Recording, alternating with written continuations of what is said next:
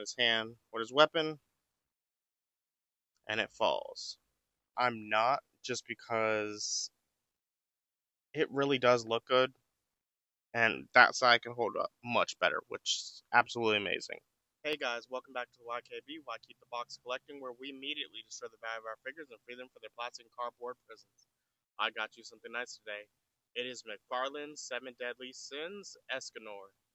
It's a big looking dude, and hopefully he's a great looking figure. Let's take him to the table. Alright, so we have Escanor over here, and looking pretty good. For the most part, I'm not a fan of these McFarlane anime figures. It really just depends on which ones. Like his My Hero line looks good, but a lot of this like 7 Deadly Sin figures just looked a little bit off. Even this one looks a little bit off with the big gigantic chest, but realistically that is the anime. Uh, but saying all that, I actually think it looks good. And realizing this, I'm getting ahead of myself. We're here to talk about the box right now. The box is typical McFarlane standard anime box where they have the open big concept and the round edges. If it's not broke, don't fix it. And it looks pretty good. I like how he changed it up with the map in the back and showing the sin of him, the sin of pride, and all this other stuff. Just really does look good. You know, all my gripes just come with McFarlane, but let's be honest, as McFarlane's starting to lose the DC line, you start realizing that he was releasing some good stuff. So let's open up Escanor and see how he looks in person.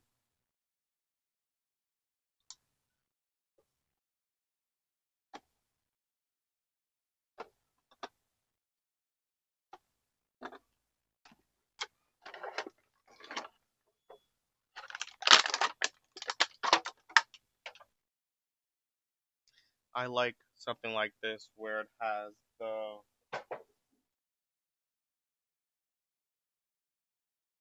the whole like anime background in the back. I know it's just grass and the sky or whatever, but this does look like something you see in the show.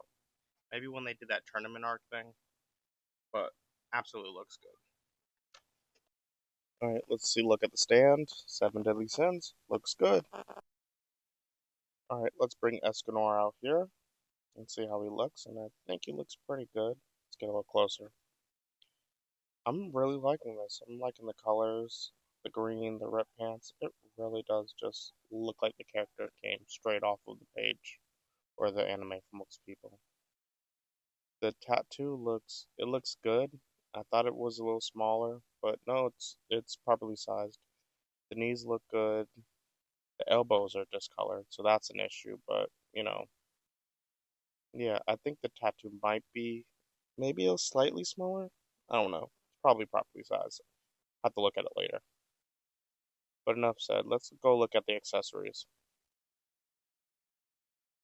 Alright, first accessory is his blade. Can't remember the name. Doesn't really matter for the point I'm going to say right now. This is not hard plastic. I don't know, I'm upset. I wanted this to be hard plastic because this is going to warp. And in any position he holds this in, this is going to warp. It's annoying. And his stand. Unlike normal, this one doesn't come with a file card. You know how Todd loves his file cards. But that's the accessories. I even have a paint chip right there.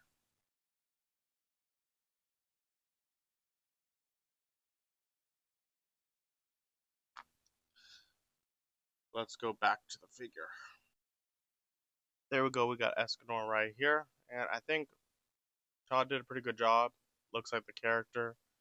The ripped pants works. The elbows are different colors. I feel like that should be bigger. I don't know. I'll have to look. But I think this is a pretty good representation. I got a little bit of paint chip there, so a little bit of scuff marks. but the figure looks good, which is the most important part. And with that said, let's go check out his articulation.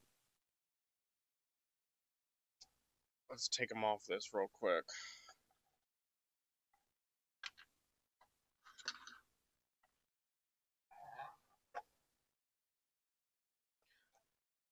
Let's see how this big guy moves. Over a T-pose.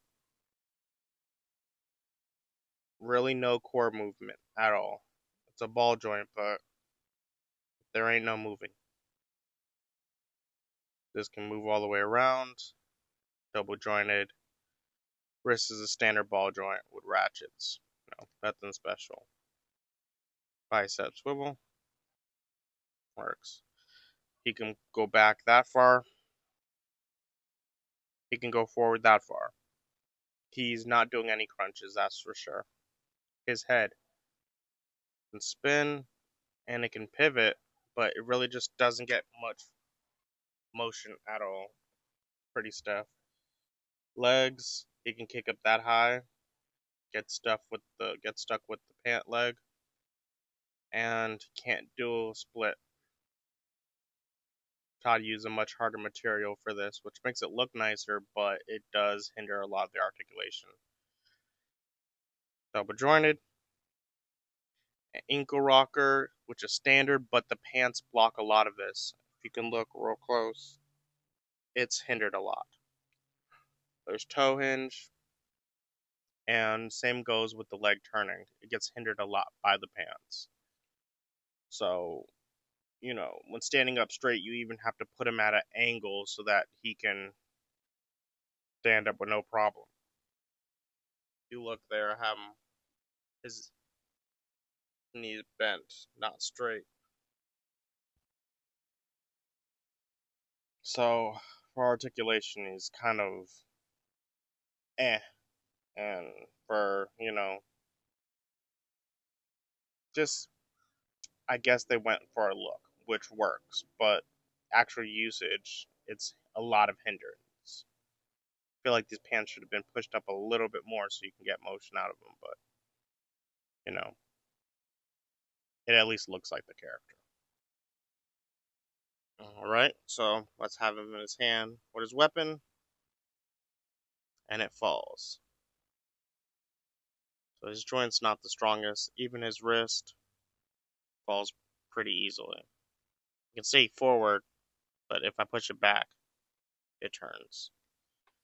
So that sucks. Sounds like I'm down on this figure. I'm not, just because it really does look good, and that side can hold up much better, which is absolutely amazing.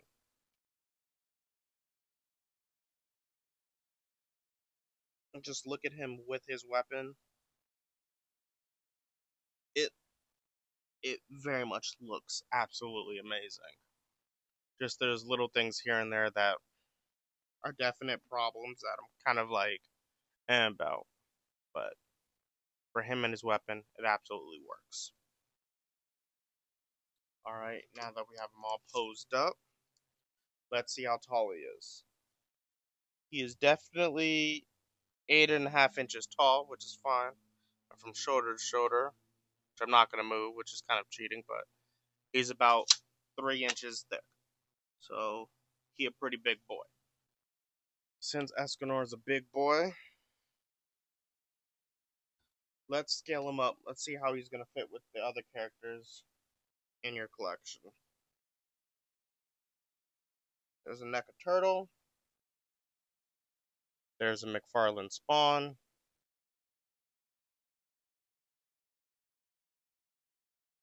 G.I. Joe Classified Series.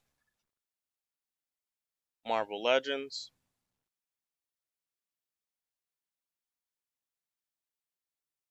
Star Wars Black Series.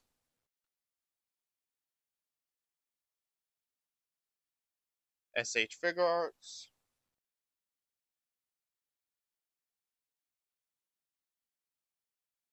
Loyal Subjects.